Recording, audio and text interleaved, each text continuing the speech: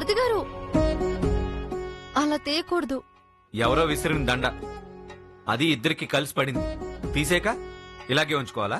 తప్పు బాబు, అలా అనకూడదు.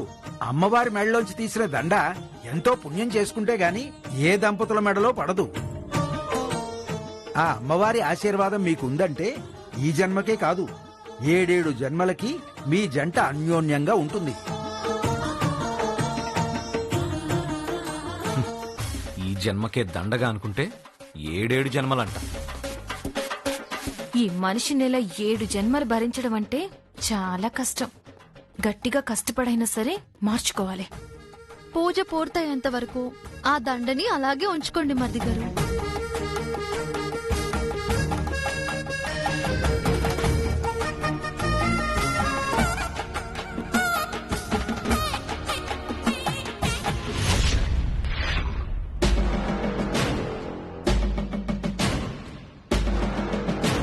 బస్వమ్మా, బస్వమ్మా, ఈమె అలాగే అక్క.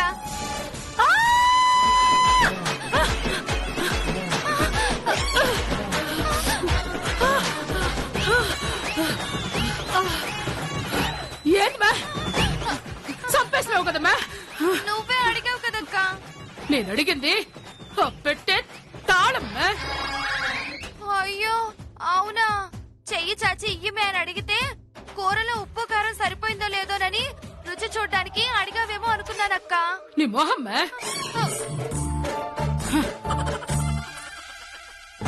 శివ గదిలో నుంచి నా గదిలోకి ఆ పెట్టెను మార్చినావు కదా, దానికి సంబంధించిన తాళం నీ కాడనే ఉంది కదా, అది మే.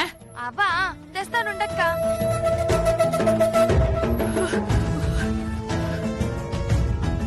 ఇప్పుడు ఎందుకక్క?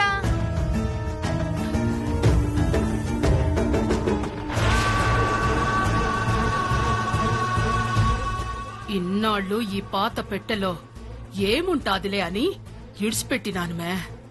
ఈ ఫోటో కాకుండా ఇంకా ఏమన్నా ఉన్నాయేమోనని ఎతకాలా. మధ్యలో ఆ అనసూయ వచ్చినా వచ్చాది. లోపల ఎతకతా ఉంటా, నువ్వు గది బయట కావలా ఉండు. దా. అలాగే అక్క.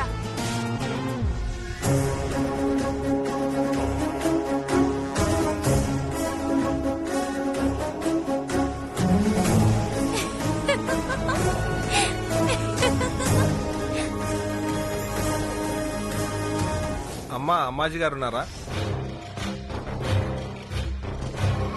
లోపల ఉన్నట్టుంది. చెప్పండి, ఏం కావాలి? పొలం తాలూకు కౌలు డబ్బులు ఇవ్వడానికి వచ్చినమ్మా. అరవిందా, ఎవరో డబ్బులు ఇవ్వటానికి వచ్చారని అమ్మాజీకి చెప్పు. వెంటనే అమ్మాజీ పరిగెత్తుకుంటూ వస్తుంది. ఇందాక నేను చూసినప్పుడు స్నానానికి వెళ్ళింది పెద్దమ్మా, ఇప్పుడప్పుడే రాదు. స్నానానికి వెళ్ళిందంట, కొంచెం సేపు ఆగిరండి. నాకు ఎంఆర్ ఆఫీస్ లో పని ఉందమ్మా, అర్జెంటుగా వెళ్ళాలి. ఈ డబ్బులు అమ్మాజీ గారికి ఇచ్చేస్తారా?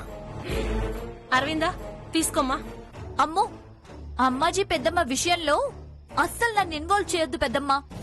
ఆవిడ ఏదో ఒకటి అంటుంది, నేను ఏదో ఒకటి అంటాను. ఆవిడ వేరేలా రియాక్ట్ అవుతుంది. నా వల్ల కాదు, నువ్వే తీసుకొని ఇచ్చే పెద్దమ్మా. సరేలే, ఇటివ్వండి. ఇదిగోండి అమ్మా.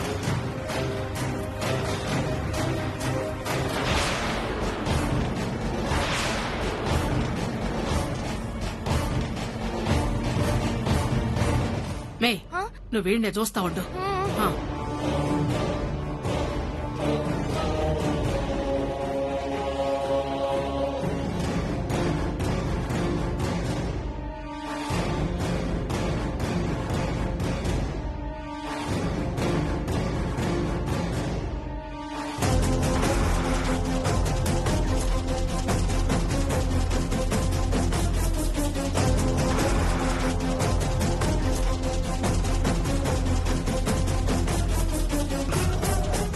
పాపిష్టి డబ్బులు ఎంతసేపు మన దగ్గర ఉంటే అంత పాపం. ఇచ్చేసి వస్తాను. అరవిందా, ఈ బియ్యం చూస్తూ ఉండమ్మా. సరే పెద్దమ్మా.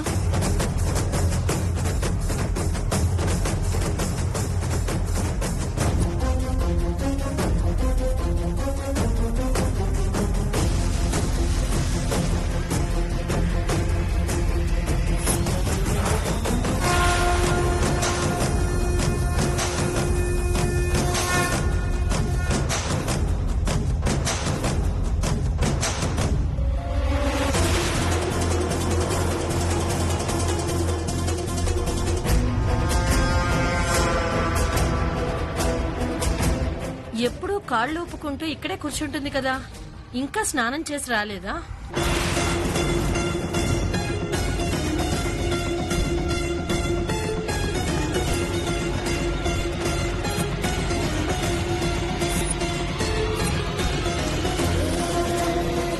బసవమ్మ, ఆ, అమ్మాజీని చూసావా? లేదు, నేను చూడలేదు. అయితే ఇంకా స్నానం చేసి బయటికి రాలేదన్నమాట. జరుగు. అక్క, ఆగు. అక్క, ఎక్కడికక్క? లోపలికి. ఎవరో అమ్మాజీకి డబ్బులు ఇవ్వమని చెప్పిచ్చారు, ఇవ్వాలి. వీల్లేదు, అమ్మాజీ లోపల వెతుకుతోంది.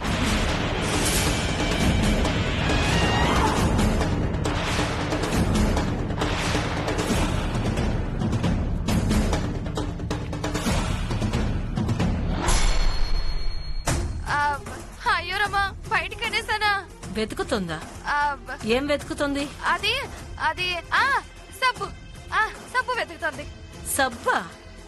అవును, స్నానానికి వెళ్ళిందని చెప్పాను కదా, సబ్బు కనిపించలేదు, వెతుకుతోంది. ముందు అమ్మాజీ ఎక్కడుందో తెలీదన్నావు, ఇప్పుడేమో స్నానము సబ్బు అని ఏవేవో కబుర్లు చెప్తున్నావు. అసలు అమ్మాజీ గది బయట నువ్వు కాపలాగా ఉన్నావేంటి? అంటే అమ్మాజీ స్నానం చేస్తుంది కదా, ఎవరు రాకుండా కాపలాగా ఉండమంది. అవును, ఆవిడొక పార్వతీదేవి, నువ్వు ఒక వినాయకుడివి. స్నానానికి వెళ్లి కాపలాగా పెట్టింది మరి. తప్ప అక్క అక్క ప్లీజ్, నువ్వు వెళ్తే అమ్మాజీ నన్ను చంపేస్తుంది అక్క, వెళ్ళిపో.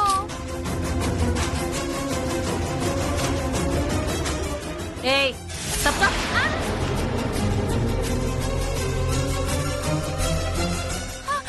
అక్క,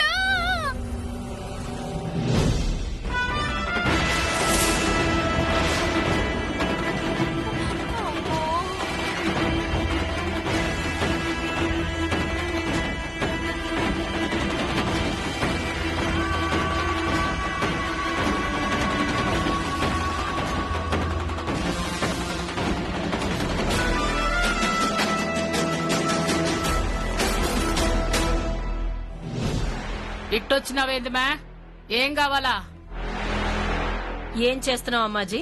నా ఇంట్లో నా గదిలో ఏం చేర్చండావని నన్నే అడుగుతాండావేందిమా? మామూలుగా అయితే అవసరం లేదమ్మాజీ, కానీ నీ గదిలో నువ్వుంటూ బయట బసవమ్మని కాపలాగా పెట్టావే, అంతలా ఎవరు చూడని పని లోపల ఏం చేస్తున్నావా అని. నేను కావలాగా పెట్టడమేందిమా? అదేదో బెర్రి బాగుల్ది చెప్పినాదని అడిగేదానికి వచ్చేసిండావా? ఇంతకీ నువ్వెందుకు వచ్చిండావో అది చెప్పుమే. నా గదిలో నీకేం పని? ఎవరో పంట డబ్బులిస్తే ఇద్దామని వచ్చాను.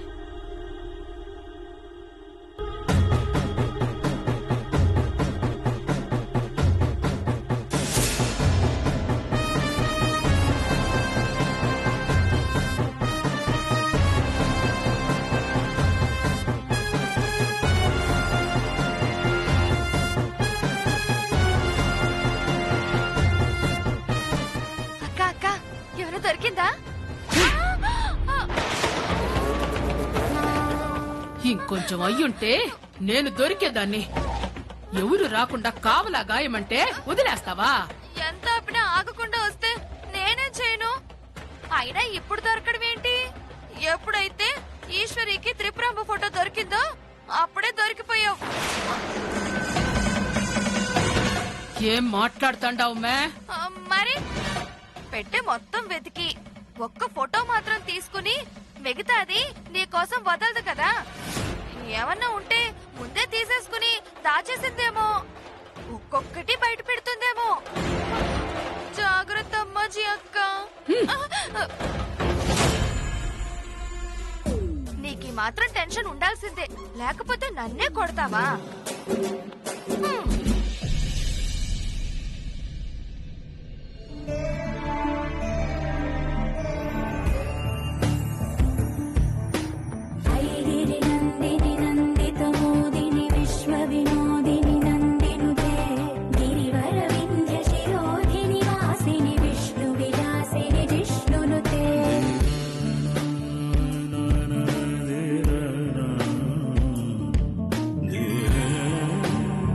నువ్వు కూడా ఓ చెయ్యి వేయి నాయనా. ఏ ఒకరు వెలిగిస్తే వెలగవా? తప్పు నాయనా, అలా మాట్లాడకూడదు. భార్యాభర్తలిద్దరూ కలిసి దీపం వెలిగిస్తే అమ్మవారి ఆశీస్సులు పరిపూర్ణంగా ఉంటాయి.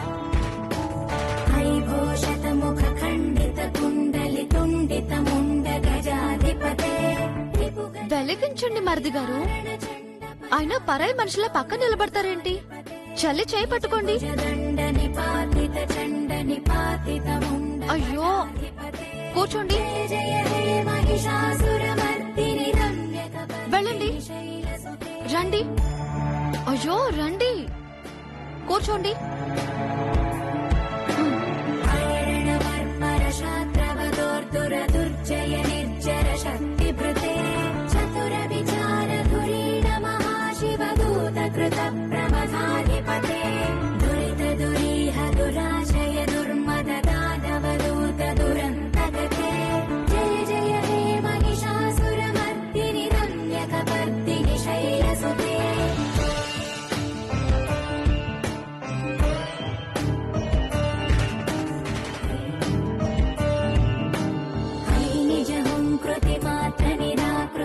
ఇప్పుడు మీరిద్దరూ దండం పెట్టుకుని మీ మనసులో కోరిక అమ్మవారి ముందు ఉంచండి.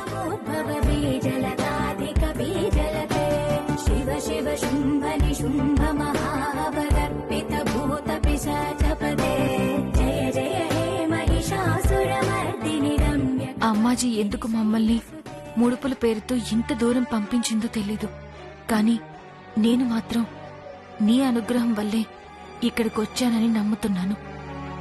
మా అత్తయ్య బాధ తీరిపోవాలి, ఈయనలో మార్పు రావాలి, అన్ని సమస్యలు తీరిపోయి నా మెట్టినిల్లు సంతోషంగా ఉండేలా దీవించమ్మా.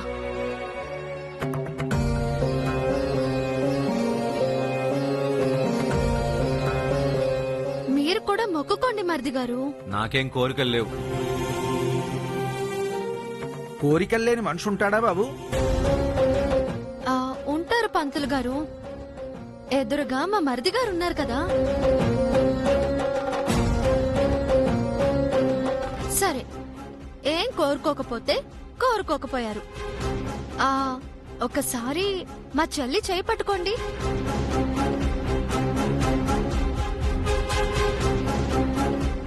ఎందుకు? ఆరే, పట్టుకోమని చెప్తున్నాను కదా. కొత్తగా పెళ్ళైన జంటంటే అస్సలు చేతులు వదలకుండా పట్టుకుని తిరుగుతారు. మీకేంటి మొహమాటం? పట్టుకోండి.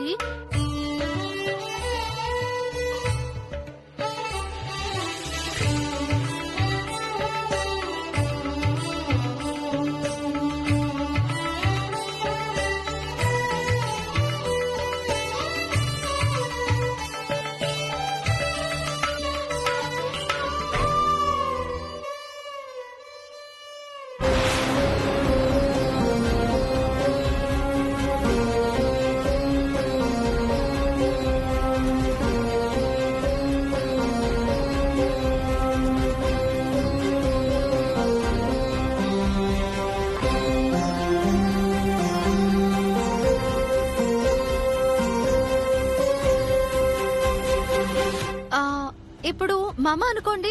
మామ అంతే, అయిపోయింది. ఏంటైపోయింది? ఏంటి, అది కూడా తెలీదా? మమ్మ అంటే మా చెల్లి ఏ కోరిక కోరుకుంటే ఆ కోరిక తీరాలని మీరు కోరుకున్నట్టే.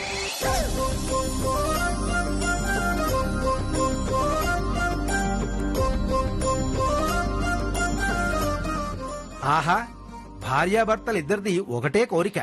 ఇంతకన్నా ఆదర్శ దాంపత్యం ఏముంటుందమ్మా? సరే, ఇప్పుడు మిగతా దీపాలు వెలిగించండి. ఇంకానా? ఈసారి కలిసి వెలిగించక్కర్లేదు నాయనా, చెరోవైపు నుంచి వెలిగిస్తూ రండి.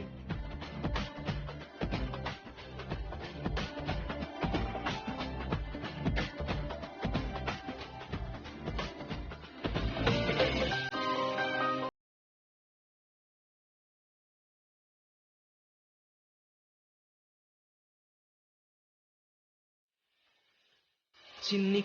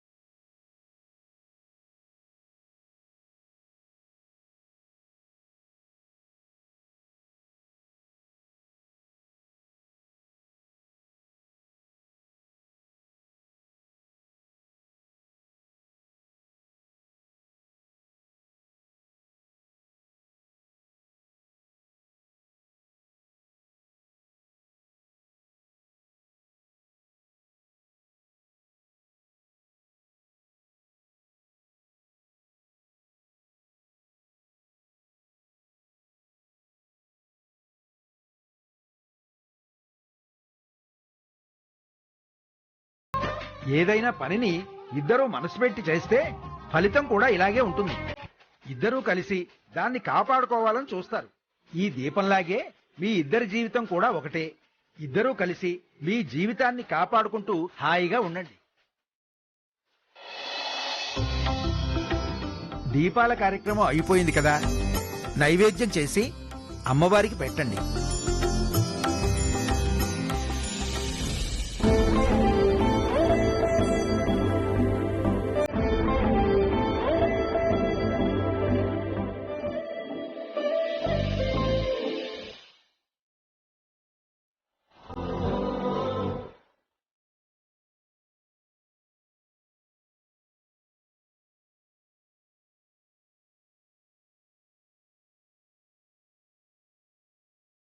వచ్చినప్పటి నుంచి చూస్తున్నాను, ఇద్దరి మధ్య గుసగుసల కన్నా రుసరుసలే ఎక్కువ ఉన్నాయి.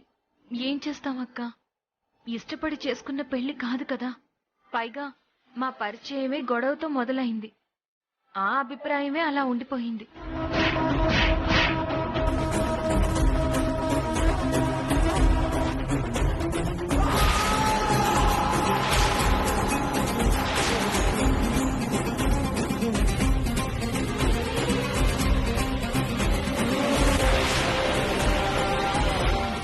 పెళ్లికి ముందు ఏ అభిప్రాయం ఉంటే ఏంటి?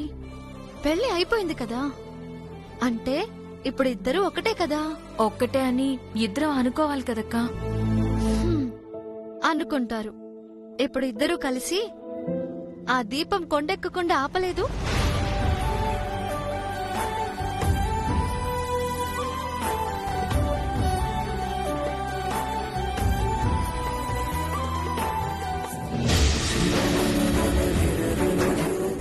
ఇద్దరు కలిసి ఒకేలా స్పందించారు అంటే ఏంటి అర్థం? ఇద్దరి మనసులు ఒక్కటే.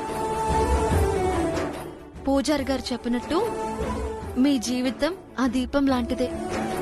ఇద్దరు కలిసి దాన్ని కాపాడుకోవాలి. అర్థమైందా? సరే, ఇక నేను బయలుదేరుతాను. ఇద్దరు ప్రశాంతంగా రాత్రి ఇక్కడే నిద్ర చేసి పొద్దున్నే వెళ్ళండి. థ్యాంక్స్ అక్క, ఇంతవరకు మాతో ఉన్నావు. మనలో మనకి థ్యాంక్స్ ఏంటి? ఈసారి వచ్చినప్పుడు గుడ్ న్యూస్ చెప్పాలి, సరేనా?